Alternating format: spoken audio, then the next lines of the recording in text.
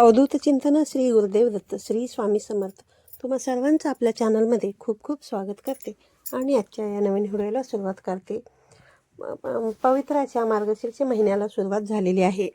आज आहे मार्गशीर्ष महिन्यातील पहिला गुरुवार. तुम्हा सर्वांनाच मार्गशीर्ष गुरुवारच्या खूप खूप शुभेच्छा.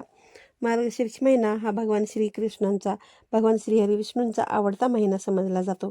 तसेच या महिन्यामध्ये दर गुरुवारी महालक्ष्मीचं व्रत जे आहे तर ते केलं जातं. धार्मिक मान्यतेनुसार या व्रताचं पालन केल्याने भक्तांवरती देवी लक्ष्मीची कृपा राहते. यासोबतच ऐश्वर, यश आणि समृद्धी देखील प्राप्त होते.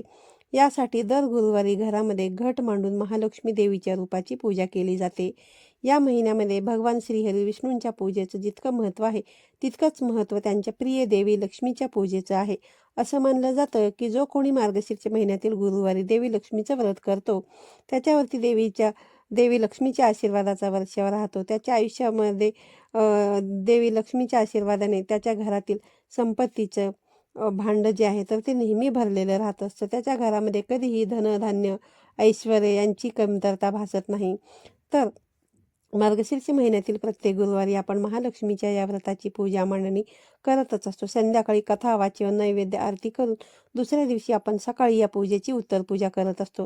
तर आज या व्हिडिओमध्ये एक अतिशय महत्त्वाचा असा उपाय जो मी तुम्हाला दुसऱ्या दिवशी उत्तर पूजा करत असताना करायचा आहे. हा उपाय तुम्ही बघा, जो या पूजेमध्ये कलश मांडलेला आहे तर त्या कलशामध्ये असलेल्या पाण्याचा उपाय तुम्हाला करायचा आहे.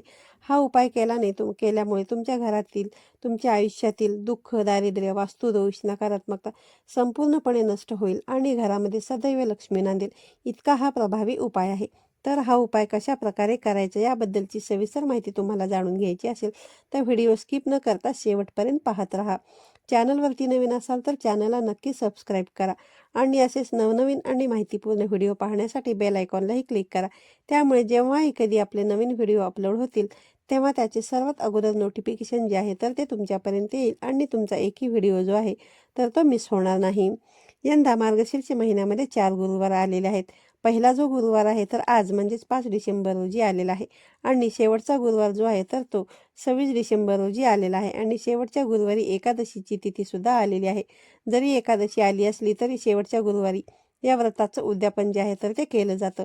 शेवटच्या गुरुवारी समजा जर तुमचा मासिक धर्म आलेला असेल तर मग बघा, पुढच्या महिन्यामध्ये येणाऱ्या पहिल्या गुरुवारी या व्रताचं उद्यापन जे आहे ना तर ते तुम्ही करू शकता. तर आता सगळ्यात महत्त्वाचं म्हणजे पहिल्या गुरुवारी आपण या व्रताच्या पूजा मांडणीसाठी जे काही साहित्य आणतो तेच साहित्य आपल्याला आहे ना ते 4ही गुरुवारी वापरायचं असतं.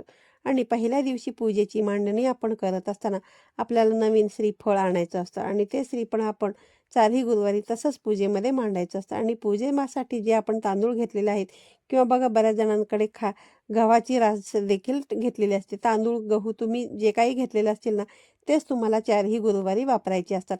त्याचबरोबर या कलशामध्ये आपण 1 रुपयाचं नाणं, सुपारी घेतलेली असते, ते देखील आपल्याला 4ही गुरुवारी तसंच वापरायचं असतं.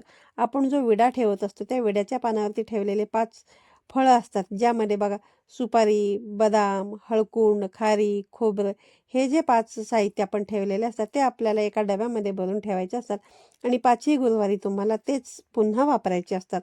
5 असतील किंवा 4 गुरुवार असतील तुम्हाला तेच वापरायचे असते पुढच्या गुरुवारच्या वेळेस. नवीन तुम्हाला हे घेऊन यायची गरज नाही. आणि जी आपण मार्गशीर्षच्या गुरुवारचे देवी महालक्ष्मीचं जे महात्म्याची कथा आहे, पोथी जी आपण या पूजेमध्ये ठेवतो, यातील पोथीमधील असलेल्या कथेचं आपण वाचन करत असतो. ही पोथी देखील बघा वर्षानुवर्षे आपल्याला तीच वापरायची असते जोपर्यंत ती खराब होत नाही किंवा तिची पानं फाटलेली असतील तर अशा वेळेस ही पोथी तुम्हाला विधीपूर्वक विसर्जित करायची असते. आणि आता बघा यावर्षी तुम्हाला ही जी पोथी आहे नवीन आणायची आहे का तर नाही. जर तुम्ही हे व्रत करत असाल आधीपासून तर मग तुम्हाला नवीन पोथी आणायची गरज नाही. जर तुम्ही पूर्वीपासून करत असाल ना तर मागच्या वर्षी जी जी तुमच्याकडे पोथी आहे, जे काही महालक्ष्मीचं महात्म्याच्या व्रताची पुस्तिका आहे तीच तुम्ही यावर्षी देखील मांडू शकता. तर या व्रताची पूजा मांडणी कशी करायची याबद्दलचा सुद्धा सविस्तर व्हिडिओ मी तुमच्यासोबत शेअर केलेला आहे, तो तुम्ही नक्की जाऊन चॅनलवरती पाहू शकता.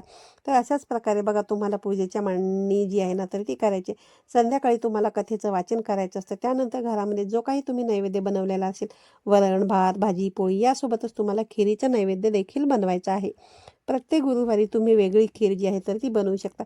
एका गुरुवारी तुम्ही रव्याची बनवू शकता, त्यानंतर दुसऱ्या गुरुवारी तुम्ही मखाण्याची बनवू शकता, तिसऱ्या गुरुवारी तुम्ही शेवयाची बनवू शकता चौथ्या गुरुवारी तुम्ही गव्हाची खीर बनवू शकता. असं देवीला आहे ना वेगवेगळ्या खिरीचा नैवेद्य आहे ना तर तो तुम्ही अर्पण करू शकता.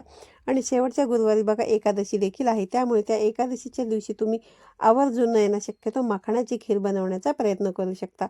तर बघा आणि ती जी खीर आहे ना ती उपवासाला देखील चालते.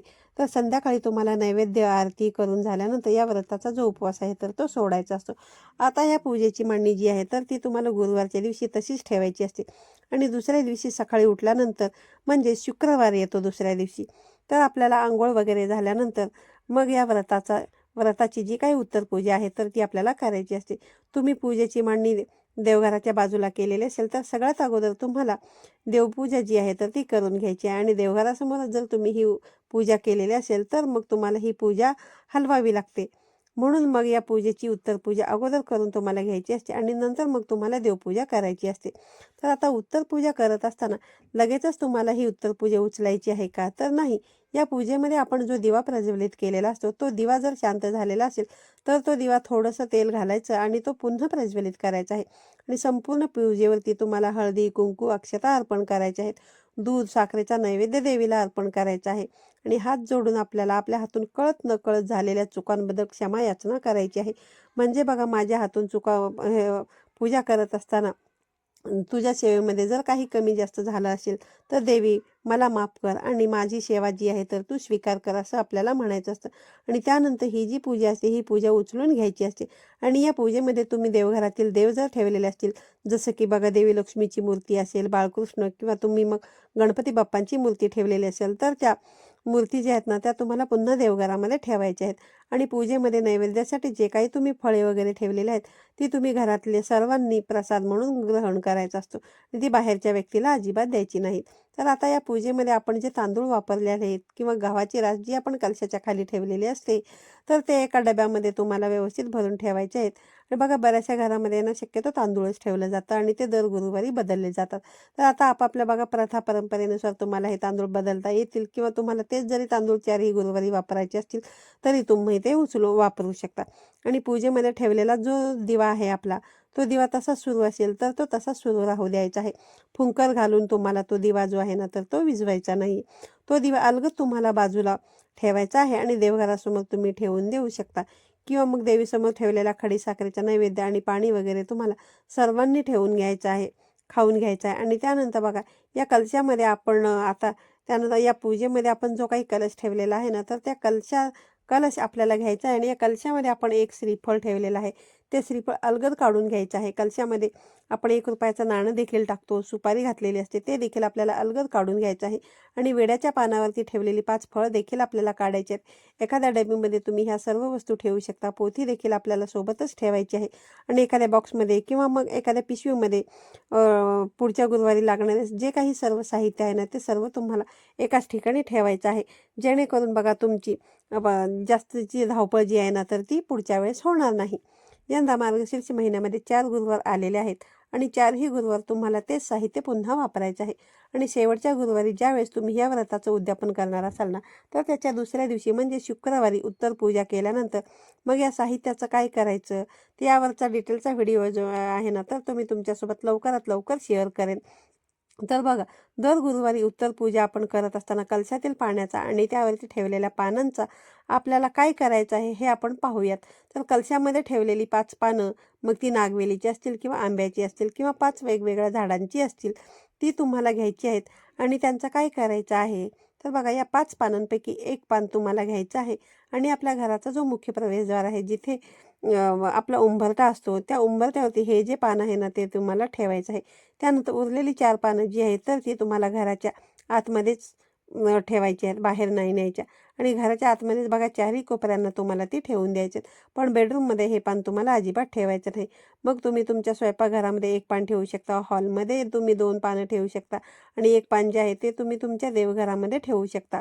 तर शुक्रवारच्या दिवशी ही जी पानं आहेत ती तुम्हाला तुमच्या घरामध्येच ठेवायची आहेत. आणि दुसऱ्या दिवशी शनिवार असतो आणि शनिवारच्या दिवशी ही पानं तुम्हाला तिथून उचलायची आहेत आणि एखाद्या निर्माल्यामध्ये तुम्हाला टाकायची आहेत किंवा मग एखाद्या वाहत्या पाण्यामध्ये तुम्ही ते प्रवाहित देखील करून देऊ शकता.